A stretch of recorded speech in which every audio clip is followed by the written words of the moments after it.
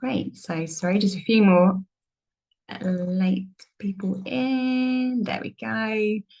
Katie, can you see people waiting in the waiting room to admit in? Or Grace, if needed?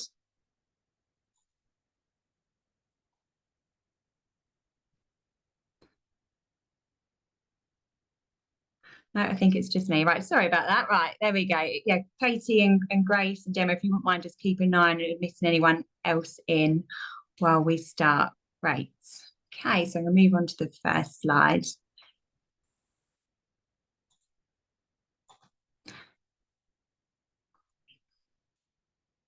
Great. So good afternoon, everyone. Thank you all for joining us today for the Navigating Sickness Absence webinar. So my name's Laura Wright. I'm a HR partner at Kingswood Group. Just a bit about us to start. Kingswood Group is a leading expert HR consultancy. We partner with organisations across all industries within the UK to provide bespoke HR outsourcing and consultancy solutions. This includes specialist HR recruitment, employee wellbeing, learning and development, culture, and personality profiling. We offer retained HR outsourcing, which offers a streamlined professional approach, ensuring your HR needs are met, and pay-as-you-go solutions for more complex HR issues and projects. The HR team look after a mix of clients of all different sizes and industries, which make the job interesting. As well as my experience in HR, I've also worked working background in people leadership, which is why I'm really passionate about today's webinar topic. Our first-hand experience and the impact of sickness absence can have within an organisation. Okay, just a few more people joining us. I'm just going to admit those in as well before we carry on.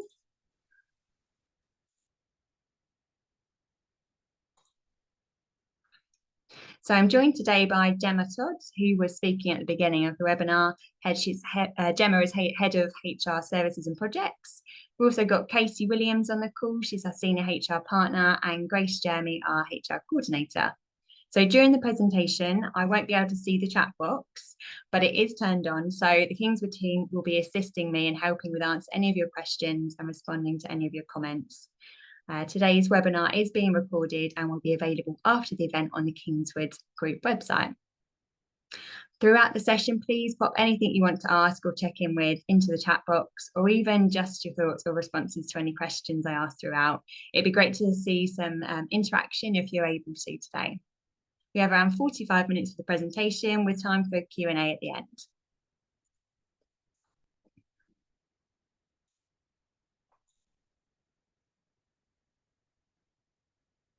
Great, so the aim of today's webinar is to share some of our expertise and knowledge on the subject matter.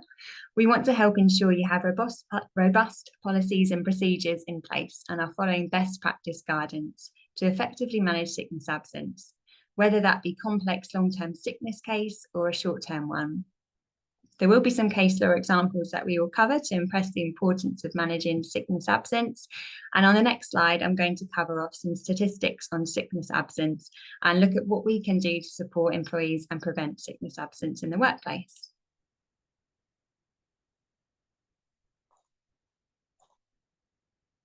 So let's get started and begin with some statistics.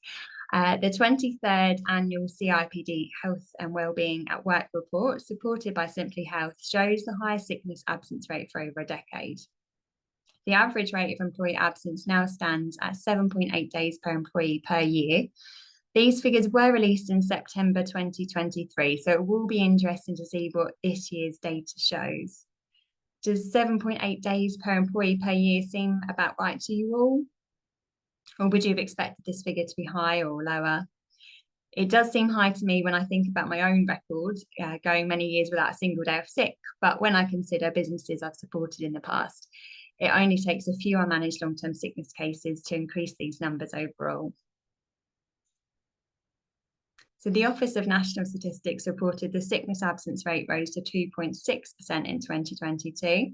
This is the highest sickness absence rate since 2004. I'm sure most of you aren't surprised by these numbers. We don't have any more up-to-date numbers than these at the moment, but what are your thoughts? Have you seen an increase or a decline in sickness absence over the last 12 months? I'm interested to hear what the feeling is out there at the moment. I know it varies from different clients that I've been speaking to. The rise in sickness absence is inevitably a talking point, but needs to be looked at in context. Since 2020, external events such as COVID-19, economic turmoil, the UK's cost of living crisis, and war have had far-reaching impacts on people's well-being and in turn impacted on attendance. They have also brought huge change to organisations, which can have profound impacts on a workforce. We need to factor in this wider context, but the sickness absence figure is still an important indicator. Organisations need to understand the causes, including any underlying health or workplace issues for sickness absence, and develop effective strategies for optimising people's health and attendance. There are several other areas where organisations could focus their approach to improve sickness absence, such as improving the capability of line managers to support people's mental health and integrating wellbeing support throughout the employee life cycle.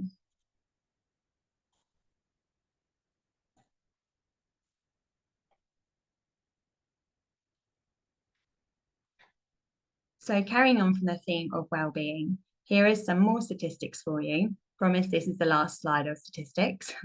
In 2022-23, the Health and Safety Executive reported around 35.2 million working days were lost to work-related ill health.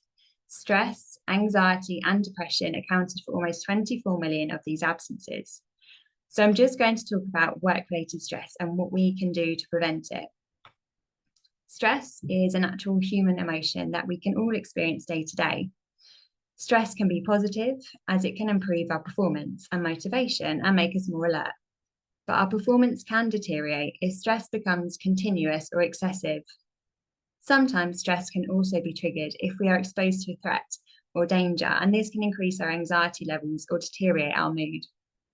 Stress affects people differently. What stresses one person may not affect another, and factors like skills, experience, age, or disability may all affect whether a worker can cope. Work-related stress is something we can change. There are 6 main areas that lead to work-related stress. So demands, control, change, support, relationships, and role. For example, employees may say they're not able to cope with demands of the job, are unable to control the way they work, don't receive enough information and support. This, I think, is quite one of the common ones. They're having trouble with relationships at work or being bullied. Don't fully understand their role and responsibilities, are not engaged when a business is undergoing change. Are these things that you will hear employees say? Has anyone had any of these examples or got any more that we could sort of add to that list? There's usually a resolution to work-related stress.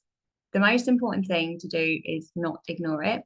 And by talking to employees and understanding how to identify signs of stress, you can prevent and reduce stress in the workplace. So if the employee has been signed off work, arrange to meet with them and discuss how you can help them. It's important employees assess the risks of work-related stress in the workplace and take action to protect workers. You could review your equality, diversity, inclusion and policy and make sure it covers bullying, harassment and discrimination. Check that your first aid needs assessment considers physical and mental health needs. For example, ensure that you have a mental health first aider and provide access to an EAP if possible, counselling services. Has everyone got an up-to-date EDI policy or anti-harassment policy? So just a side note for those of you that haven't, just a reminder that from the 26th of October, just a couple of days' time now, the Worker Protection Amendment of Equality Act 2010 comes in. So this will make it a responsibility for employees to take reasonable steps to prevent sexual harassment at work. You'll need a policy that outlines how you protect workers, brief employees about sexual harassment and keep a record of briefings.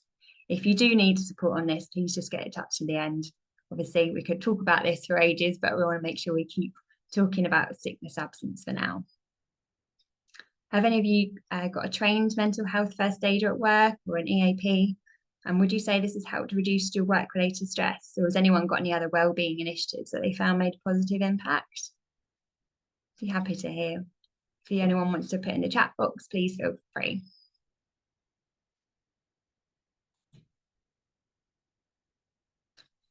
So implementing a robust policy and procedure to manage sickness absence is key. So what should be included in a sickness absence policy?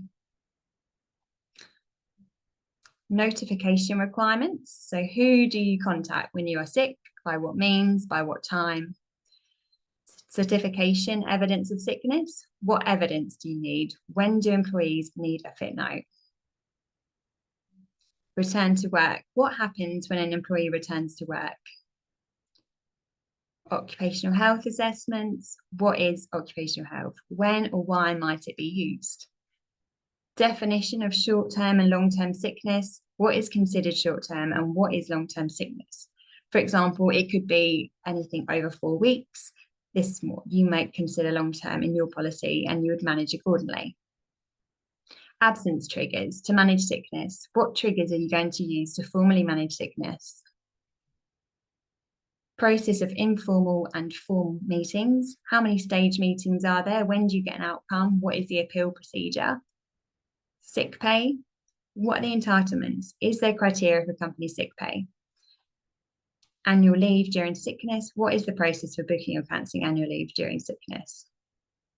So these are just some things that should be covered. If they're not, it's a good idea to add them in. We're going to cover some of the above topics in the following slides. If you don't have these things covered in your sickness absence policy, just give them a review and make sure any revisions are sent to all employees and managers fully understand the policy so they can explain it to the employees. Make sure your policy reflects your organisation and no one else's, because you need to be able to follow the procedures for it to be effective. Ensure that everyone can access it and understand it, and the policy should apply to everyone throughout the organisation.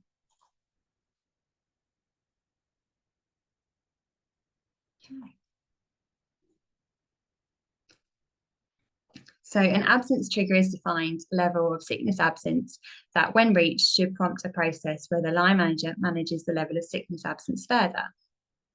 One way of doing this is the Bradford factor score. Does anyone currently use this or has used this in the past? So the Bradford factor is a HR formula that quantifies the impact of an employee's absence on an employee. I'll start again. The Bradford factor is in a HR formula that quantifies the impact of an employee's absence on an employer. It operates on the principle that frequent short-term absences are generally more disruptive than infrequent long-term absences. So the formula is intended to help businesses identify patterns of absence that may require attention, supporting the management of workforce reliability and productivity. Assigning a numerical value to absence patterns can provide a straightforward way to monitor and address potential absenteeism issues. So the formula is calculated by occasions times total number of days. So as a guide, you could set the first trigger at 50, for example, to address attendance concerns. So here's just a worked case study for you. So an employee has 2 occasions of absence throughout 52 weeks for 5 days at a time. So the equation would be 2 times 2, so 2 occasions times 2 occasions, and then times 10, which is the total number of days, which is 40. So if you had set your first trigger at 50 and this employee's it's only hitting 40, they won't require a meeting, for example. However, if the employee has 1 more day of absence in the 52-week period, they will then trigger an attendance review with a Bradford factor score of 66. The equation is now 3 occasions times 3 occasions times 11, total number of days. It's also worth noting, if you do need any support with Bradford score calculations, the Kingswood Group website have an easy-to-use calculator, so please take a look at that. It really does simplify things.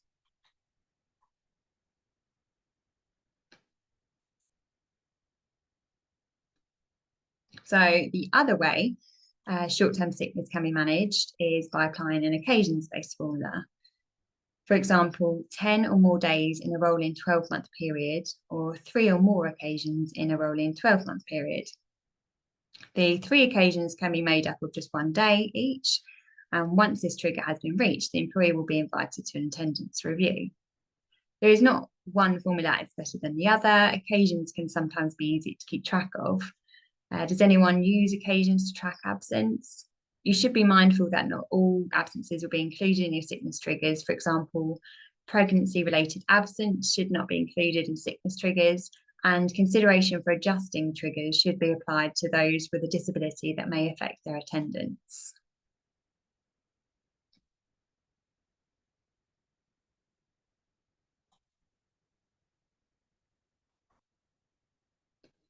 An employee's entitlement to sick pay is that of statutory sick pay only, unless their contract states otherwise.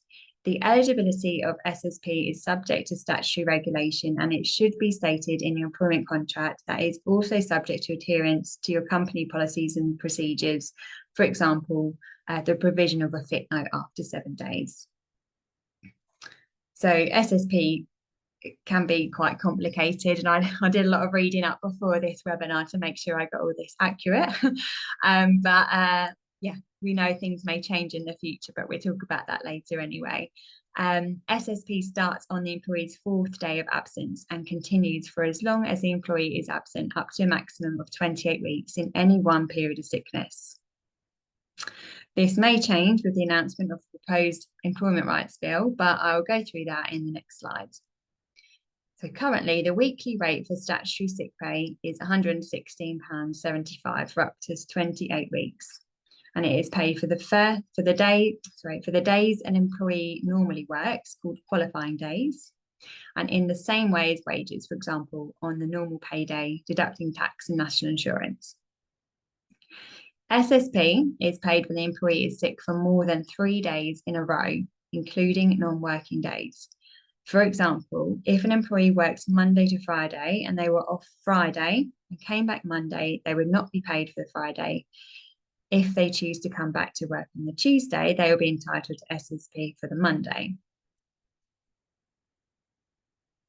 which is the 4th day. So important to note, you cannot count a day as a sick day if an employee has worked for a minute or more before they go home sick. So if they turn up for work and go home early, that cannot be classed as a qualifying day. If an employee works a shift that ends the day after it started and becomes sick during the shift or after it is finished, the 2nd day will count as a sick day. You do not pay an employee SSP for the first 3 working days they're off sick unless both of the following apply. So you've paid them SSP within the last 8 weeks, and you did not pay them SSP for the first 3 working days at that time. For example, they had 2 weeks sick leave and was only paid from the 4th day. They returned to work and after 4 weeks take a further period of sick leave. They would then qualify for SSP from the first date of this new absence. SSP stops when the employee comes back to work or no longer qualifies for it. Just some information on record keeping. You do not need to keep records of SSP paid to employees. However, it is useful to keep records of employees' sickness absence. Not only does it help you track absence patterns, HMRC may need to see these records if there's a dispute over payment of SSP. Whether an employee's entitlement to company sick pay or statutory sick pay only, there may be circumstances the manager decides to exercise discretion and pay an employee during their sickness absence when they otherwise may not have been entitled to it. Consistency is a key element of fairness. If employees were all treated differently during periods of sickness absence, you could have to yourself a pile of grievances. You can absolutely exercise discretion, but try to leave this for exceptional circumstances or consider what is fair application of your discretion.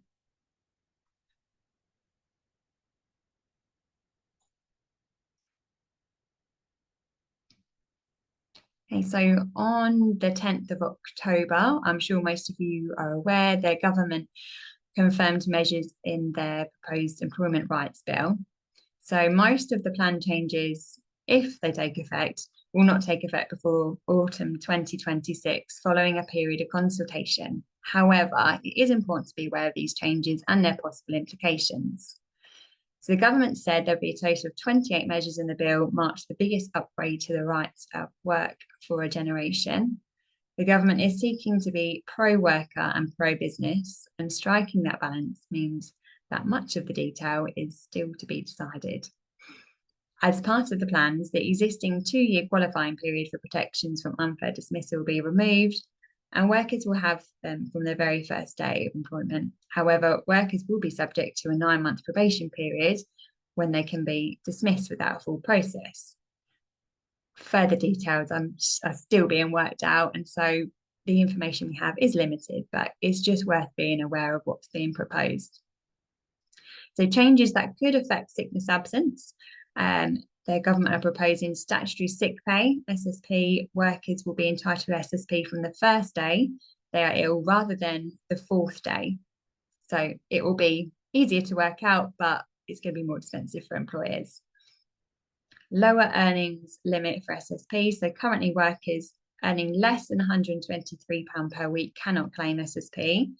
This limit will be removed, but the bill will set out a lesser level of sick pay for lower earners.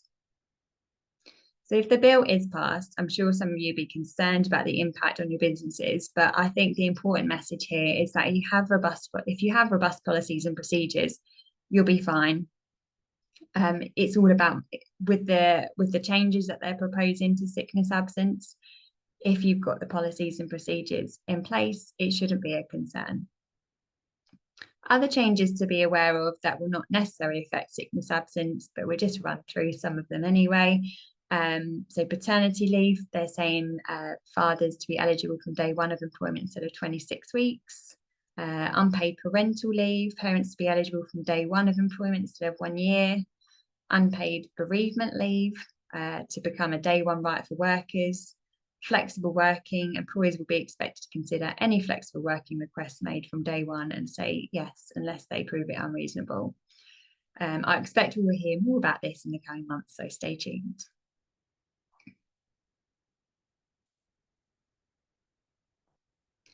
Okay, annual leave entitlement.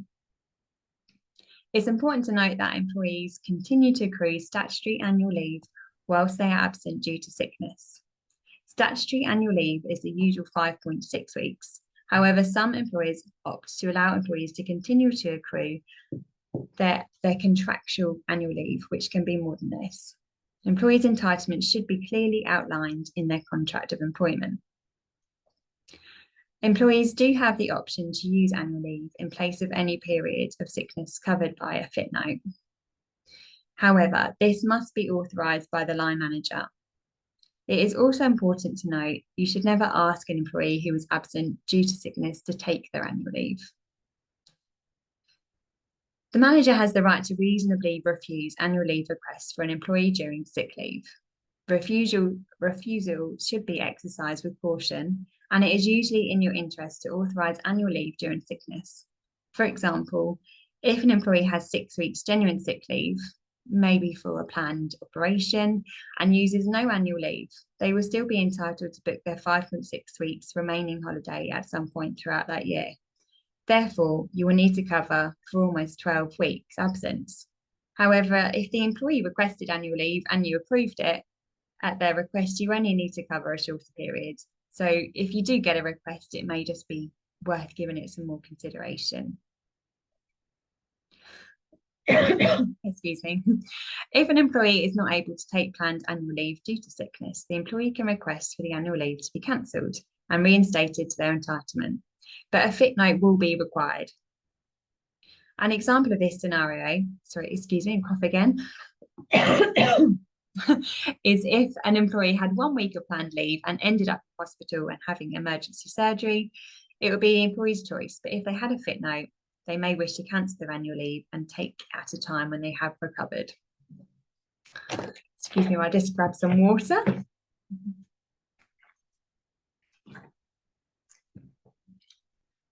Okay. Return to work meetings. This is a really straightforward thing that I come across all the time that I speak to clients and they don't currently do, but it's a really straightforward thing that you can do with employees to just start tracking absence. So when an employee returns to work after any period of sickness, no matter their reason or length of absence, they must have a return to work meeting, even if they are only off for half a day with a cold.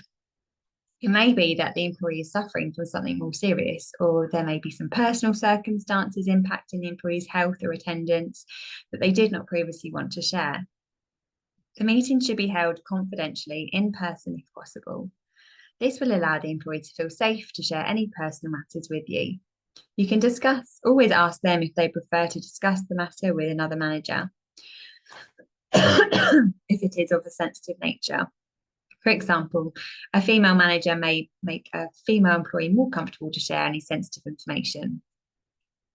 If you're unable to meet with the employee face-to-face because they work remotely, for example, you should still have a return to work meeting via Teams or telephone. It is important the return to work meeting is conducted before any work is completed. As an employer, you have a duty of care to ensure your employees are fit to be working. If you have a return to work form, notes of the meeting should be recorded here, and the record should be filed securely on the employee's personnel file. Any required actions should be completed without delay. For example, any reasonable adjustments required for the employee's return need to be acted upon before they start work.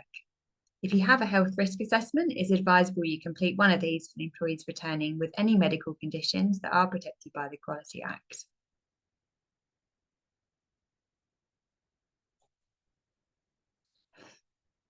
Okay, the Equality Act. So this is something I find usually makes managers nervous when managing absence.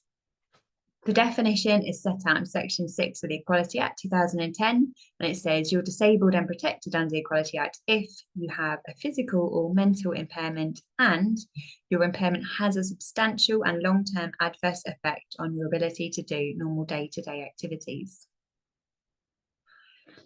You are also protected by the Equality Act if you have a progressive condition like HIV, cancer, or multiple sclerosis, even if you are currently able to carry out normal day-to-day activities. You're protected as soon as you are diagnosed with a progressive condition. Normal day-to-day activities are those carried out by most people on a regular basis, for example, walking or driving, washing or getting dressed, cooking or eating, using public transport, talking, hearing, writing, reading, carrying or moving things, able to concentrate and understand, and being able to form social relationships. To be considered a disability, your condition must have a substantial adverse effect on your daily life. This means it must have more than a minor effect. The condition doesn't have to stop you from doing something completely, but it must make it more difficult. It may also be that you avoid doing certain things, for example, because they cause you a lot of pain or make you very tired. Ultimately, whether the Equality Act applies is a decision made by the courts.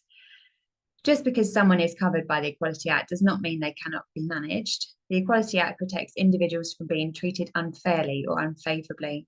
The law requires employers to consider reasonable adjustments to help them fulfil their role.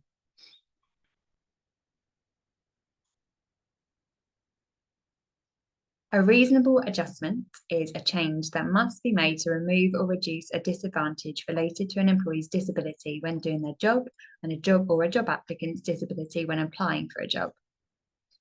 A reasonable adjustment could involve making changes to the workplace, equipment or services provided, the way things are done, providing information in an accessible format. And by law, an employer must consider making reasonable adjustments when they know or could be expected to know an employee or job applicant has a disability. An employee or job applicant with a disability asks for adjustments. An employee with a disability is having difficulty with any part of their job.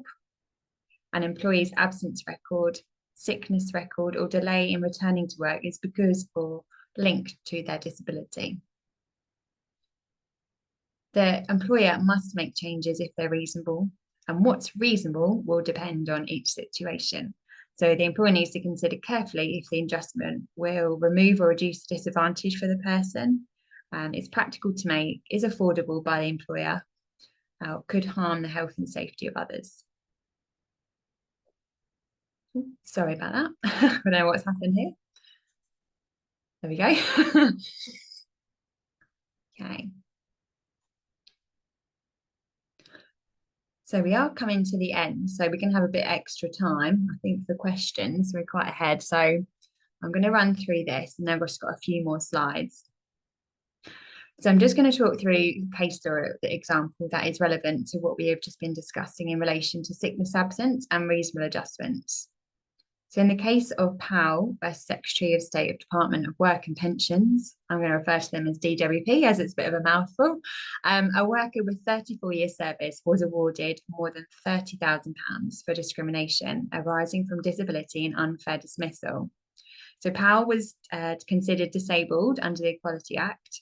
The tribunal heard that the DWP did sensibly make adjustments by increasing her sickness triggers. So this is something we mentioned in the earlier slides about adjusting sickness triggers for anyone with disability.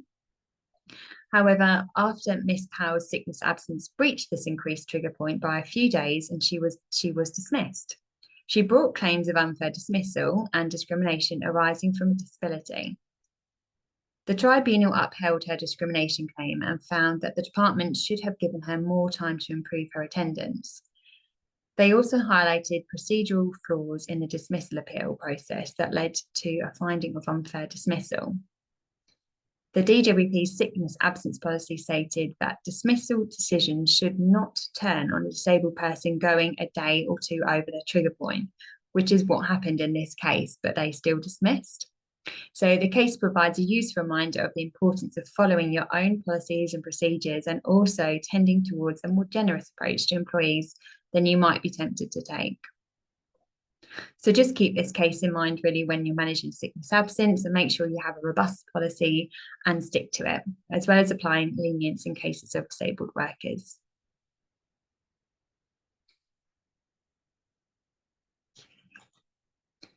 So has anyone got any questions? Now, as I mentioned, I couldn't see the chat box, so I don't know if anything's come through.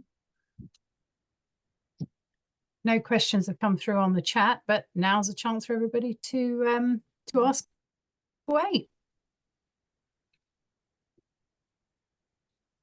Anyone got anything?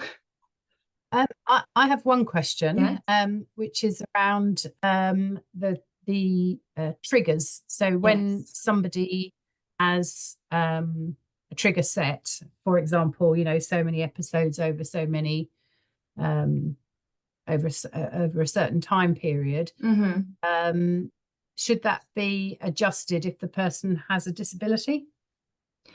Yes, so it should be a consideration. So in the case or example we were just talking about, that's a sort of perfect example that they did adjust it, but they didn't follow their own policy, and the employee went over those triggers, and they should have allowed a bit more lenient. So if your triggers are occasions based, for example, when you have 3 occasions in a 12-month rolling period, and this employee we're talking about has a disability, it might be worth discussing with the employee what they think is reasonable and what you think is reasonable. So it may be that 4 occasions is more reasonable because they have to, it may be, I don't know, in the winter months, say if they've got arthritis, for example, that they might be more prone to having more time off. So having those sort of considerations and conversations with the employee, I think, is the most important thing. Thank you. Any other questions? I was going to ask the question, if I may. Oh God, there we go. No, just a situation that often comes up. So a person goes off long-term sick, and their holiday year runs from January to December. Say they go off sick in August, and then they go into the next holiday year and they don't come back until, I don't know, April. What happens to their holiday? Because often I get clients say, oh, can I just pay it to them, or should it roll over to next year? And it's always that contentious situation that So it should roll over to the next year. The employee is entitled to take it, but they're also entitled to request the payment for it. So they won't be able to be paid sickness and holiday at the same time. So they can only do one or the other. But yeah, they wouldn't lose their entitlement. It would just be their statutory, unless it's otherwise explicitly named in their policy that they get contractual sick pay. It's one that comes up all the time when people kind of like, as well as pausing. So I've had a recent case of where person long-term sick, and then they wanted to go to, I don't know, Mallorca for 2 weeks. Yeah. So they paused the SSP, took their holiday. But yeah. It's just like they come up and it's just like, oh yes, I remember. Yeah, as long as they're not being paid for both at the same time, that's absolutely fine. Because, for example, like any employee that's off for stress or some sort of personal stress or anxiety, or a holiday sometimes may actually be good medicine. So this is why it's useful for them to approve annual leave in that circumstance. And stop it. And I think it's also important to remember that because somebody is on annual leave, it's almost like it's not interrupting their sickness absence, because it may be aiding, it may be part of their aid of recovery. So one query that came up recently was somebody who has 2 jobs and they have gone sick from one job, which is caused as relating on the grounds of stress, not specifically work-related stress, but stress, but is still doing the second job for themselves, so self-employed kind of role. And the question was, is there anything we can do about that? Well, the answer is probably no, unless there is something that can say, well, the fact that they are still continuing to do this other role is somehow showing that their sickness isn't genuine, which would be very, very hard to prove because the doctor has actually signed them off from the first role. You're probably skating on fairly thin ice there. So I think it's that each of these cases has to be looked at individually, and not jump to conclusions.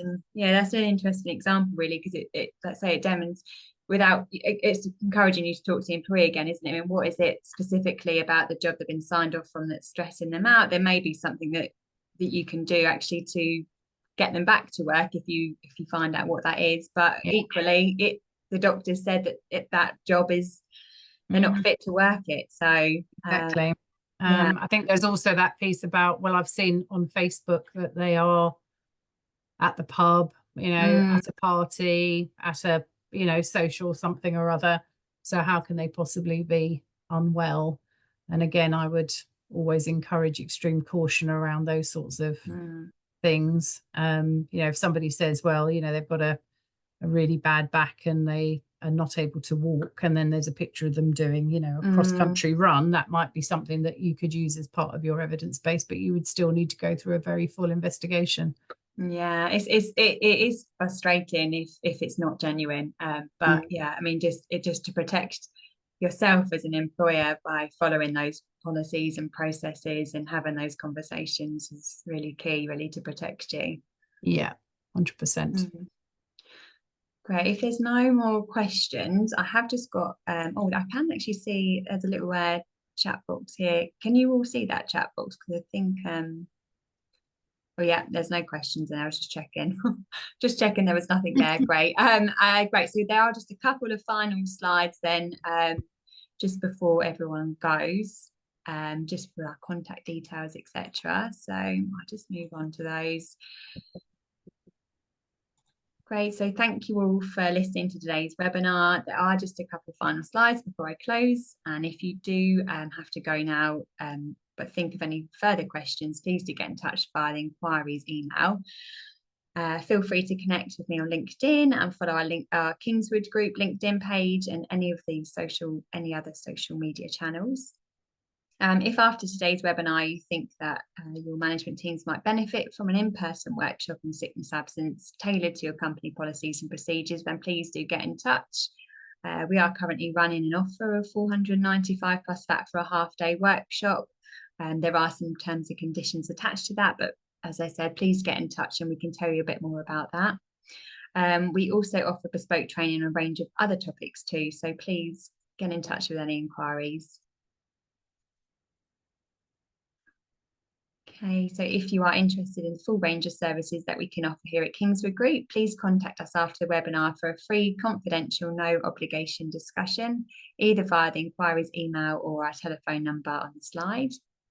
This is also found on our website in case you have a query later on.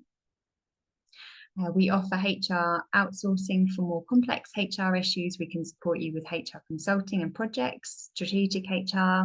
We can offer tailored training and development, e-learning, DISC profiling and psychometric testing. We are also a HR recruitment specialist with a dedicated recruitment team.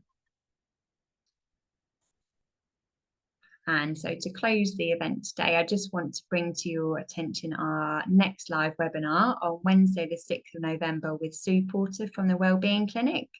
So Sue will be discussing men's health in the workplace, and this follows our extremely popular webinar on women's health from earlier this year. The recording is available on our website in case you missed it. The webinar on 6th of November will start at 12:30, and please make sure to book your space as places are limited for this event. You can sign up on the webinar via our website, and at the bottom of each page there is an option to sign up to stay connected and informed on our future events and news. So thank you all so much for listening today. Hope you have a great afternoon, and hopefully we'll see you on our next webinar. Thank you, Laura. Thanks, All right, everybody. thank you. Thanks, everyone. Take care now. Bye, everybody. Bye. Have a great afternoon.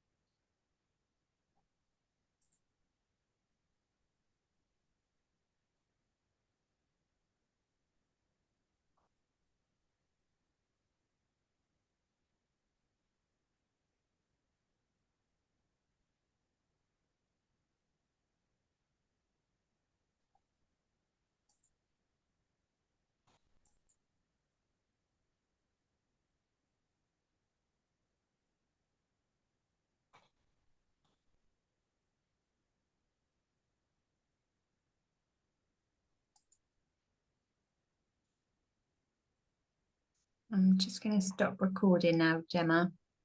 Thank you. I was just about to say that. Yeah. Okay, stop recording. There we go.